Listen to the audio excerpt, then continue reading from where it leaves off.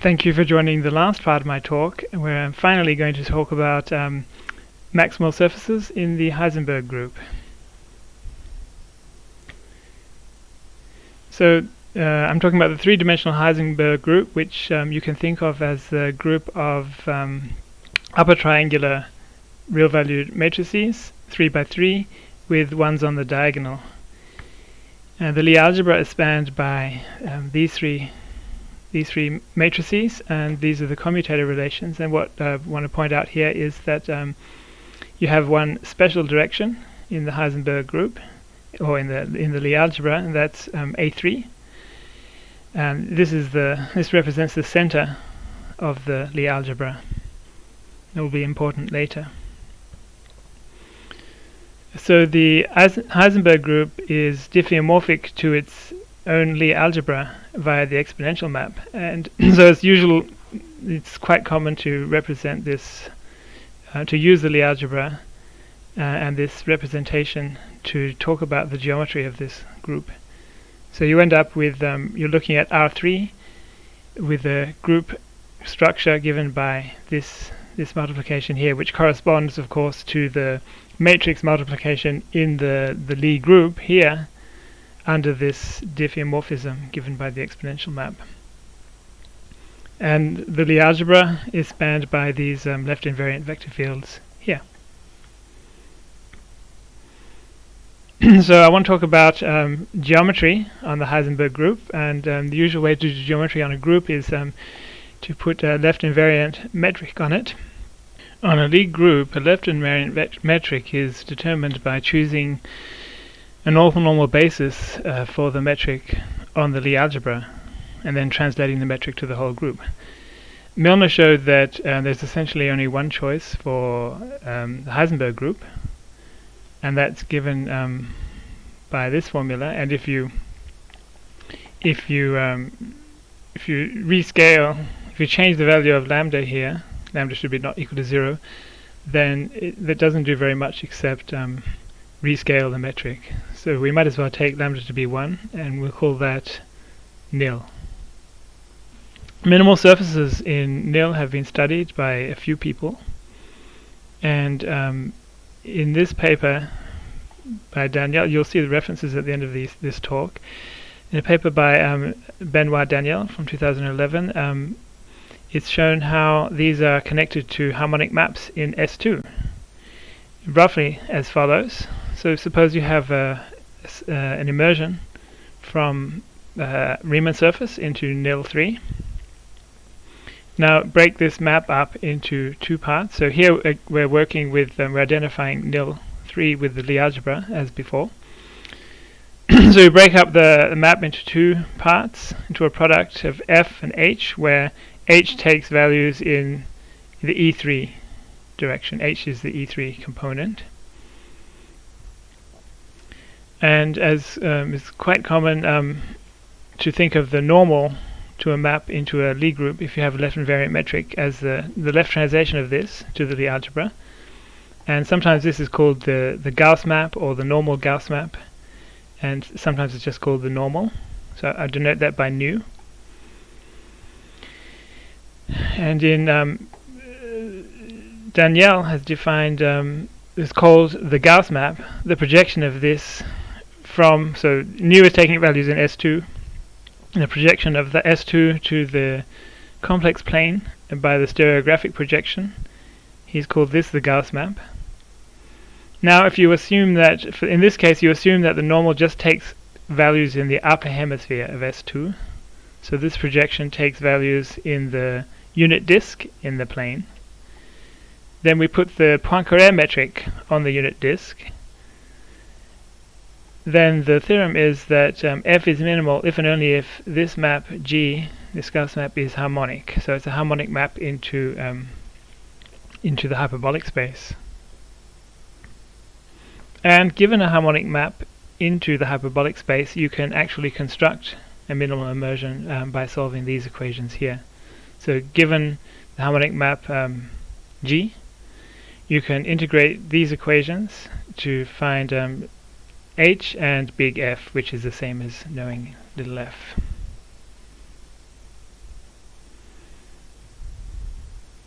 So I want to talk about Laurencian metric on the Heisenberg group. And remember, in the Riemannian case, I said there was essentially only one choice for the metric. It turns out for the Laurencian case that there are three essentially different choices, different types of metric you can put on. And this was shown by Ramani in the 1990s. And this depends on the causality of the special direction A3. So these are the three cases here.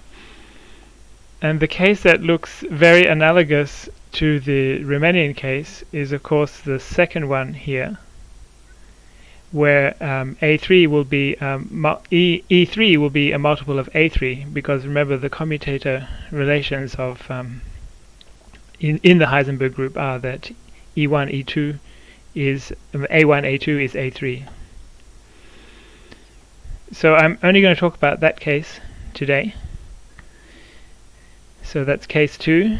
A3 is time-like. More or less, we can. It's again, it's up to a dilation. It's enough to just consider the case that E3 is equal to A3. So I'm going to call this this group nil13 or nil31. So maximal surfaces in nil13.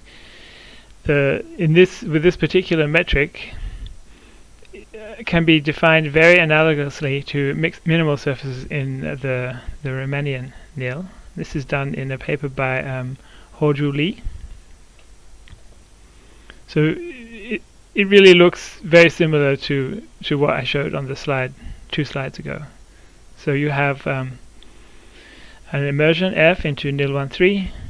Again, you decompose the map into this part and the E3 part. The unit normal, this takes values in S2.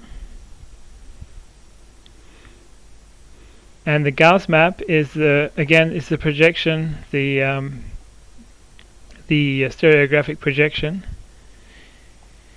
to the whole plane. And if you include the whole of S2, you can think of this as the complex plane union infinity, which is again the same as S2. So in this case, instead of the hyperbolic metric, we put the standard spherical metric on S2. And if you do that, then F is minimal if and only if G is harmonic. And just like in the other case, you get a formula to reconstruct F if you know G, which is it looks quite similar to the formula you had in the other case. So that's the connection between harmonic maps into S2 and maximal surfaces in the Laurencian Heisenberg group, at least with the G2 metric. So remember I talked, if you saw the part 2 of my talk, I talked about harmonic maps into S2 are also related to spherical surfaces. So if you have a harmonic map in S2, you can construct a spherical surface by solving this equation here. So nu is the harmonic map. And if you look at the two parallel surfaces to that, you get mean curvature h equals 1/2 surfaces in R3. And as I just told you, you get minimal surface a maximal surface in nil13. And I've said here that you get a 2-dimensional family of that, and I'll explain that on the next slide. So all of these cases, they can be computed directly from the same loop group frame using 3 different projection formulas. So remember in the part 2 of my talk, I talked about how you can construct, I talked about spherical surfaces from maps into loop groups. And at the end of that construction, there is a formula called the sim formula, which gives you the spherical surface. So if you just use a different formula, you get a CMC surface, or another different formula, you get a maximal surface in nil13. here is an example. This is the harmonic map, or a harmonic map corresponding to a Delaunay surface. That's a surface of revolution. This is a CMC surface of revolution over here, well, a part of it. And the harmonic map is periodic, doubly periodic, because this surface will be translation periodic in the vertical direction. So here we have first we have the harmonic map, then we have a spherical surface here, which is also translation periodic. It's a parallel surface to the CMC surface, which is plotted here. And down here we have the corresponding maximal surface in indefinite nil. And what you can see here is wherever the surface, the Gauss map, changes from the upper hemisphere to the lower hemisphere, we get a singularity of the surface, the maximal surface. And for this particular surface, it's a fold singularity, and that's because the Gauss map here is, well, the Gauss map is actually symmetric about the equator. So by the symmetry of this, the solution is going to look the same above the equator or below the equator, and that turns out to result in a fold singularity for this surface. So if you keep plotting this this solution indefinitely in the vertical direction here, then you will get this surface here will fold back and forth forever. So this will be periodic in this direction. And if you keep plotting the surface, the solution here going round and round the sphere, then you will get a translation periodic surface here for this surface, which is I guess it's the opposite of the CMC surface. So the direction where the CMC surface is periodic, you get a translation period here. Where the direction where the CMC surface is translation periodic, this way, you get an actually periodic solution here for the maximal surface. If I plot a bit more of the surface in the z direction, the x3 direction, then you can see more easily, I guess, that what you're getting is a fold singularity. This is geometrically the same surface of revolution, but I've rotated the sphere in R3 so that the projection to get the maximal surface is different. So now the singularity will occur in a different way, and you instead of getting a fold singularity, you essentially get a cuspidal edge at most points, but you also get some cuspidal crosscaps, which are a bit hard to see in this particular image.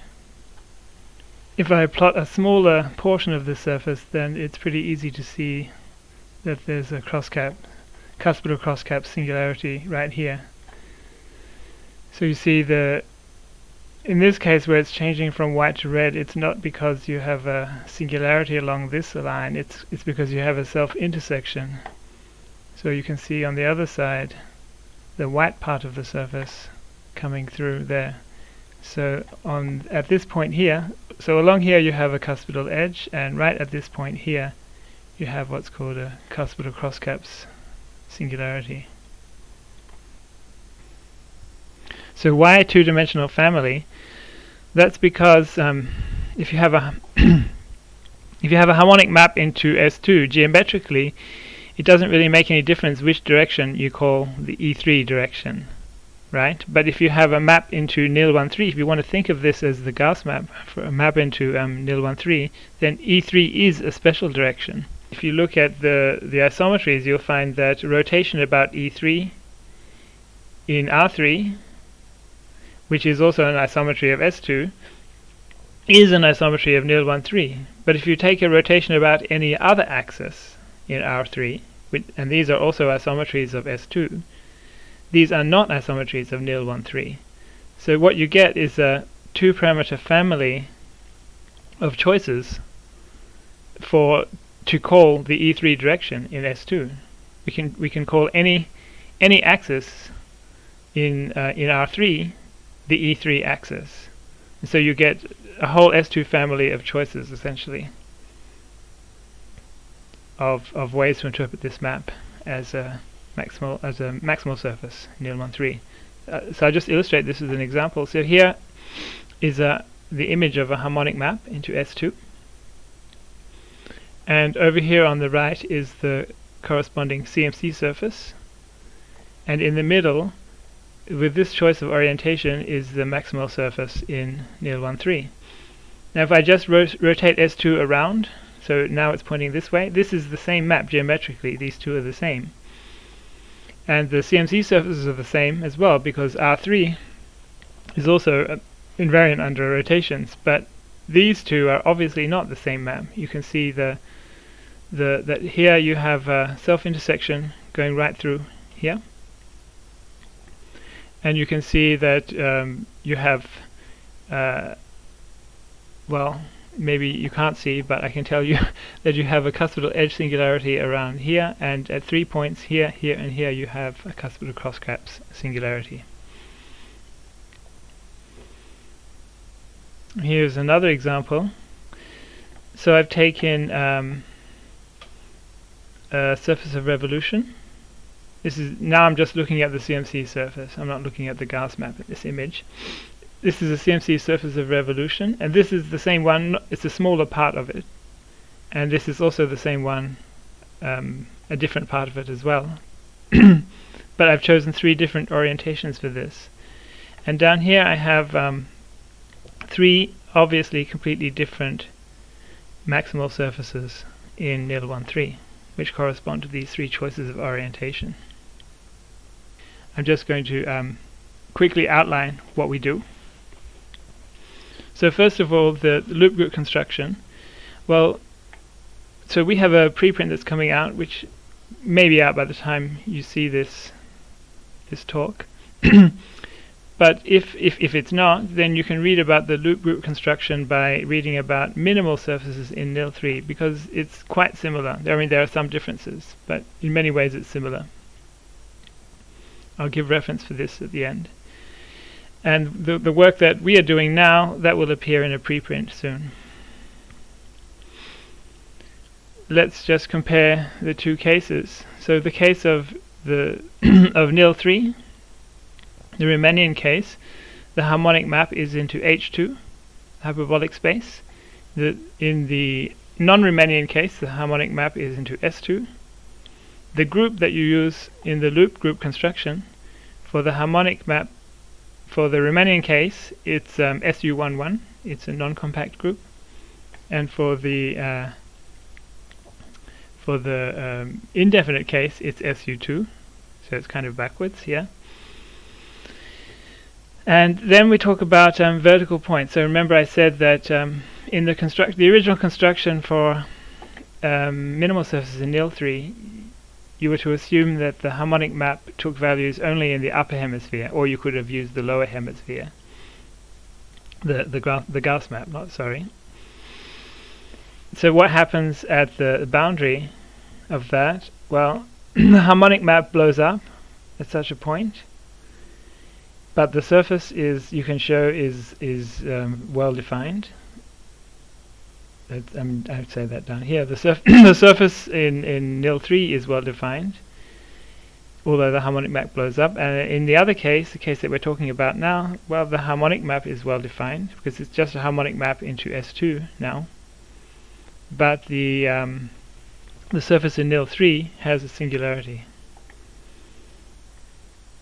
So these 2 things are kind of backwards here. I'll just summarize what we do in our article.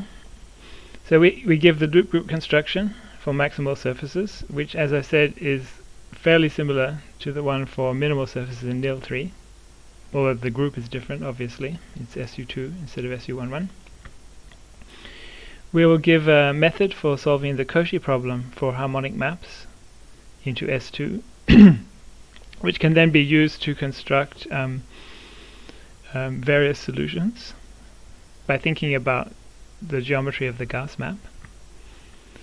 We'll give a method for constructing prescribed singularities and a classification of the generic singularities. and we'll also have a numerical implementation which you can download from my website.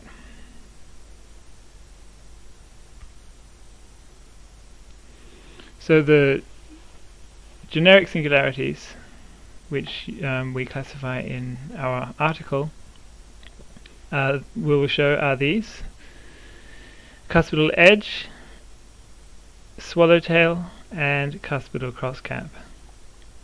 And you can see that the geometry of these three singularities is related to the way that the Gauss map intersects the equator.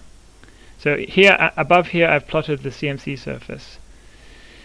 If you look at the CMC surface here, the way that the Gauss map is intersecting the equator is here it's vertical, here it's horizontal, and here it's transverse to those two directions. And these are the three corresponding singularities there. This is not the way that we analyze them, but it's just an observation. So that brings me to the end of what I wanted to say today. Here are the references which I mentioned during the talk. There was the paper by Benoit Daniel on minimal surfaces in the Heisenberg group. This one. There's the paper by Ho-Ju Lee on maximal surfaces in the Laurencian Heisenberg group. This one. And the introduction, well, the analysis of the loop group method for minimal surfaces in the Heisenberg group, this paper by Dorfmeister, Enoguchi, and Kobayashi. The paper by Ramani about the different types of left invariant metric you can put on nil, on the indefinite nil. And finally, the preprint, which hopefully will be out by the time you see this, as joint work with Kobayashi. It should have a title something like what's written here. Yeah, thanks for listening.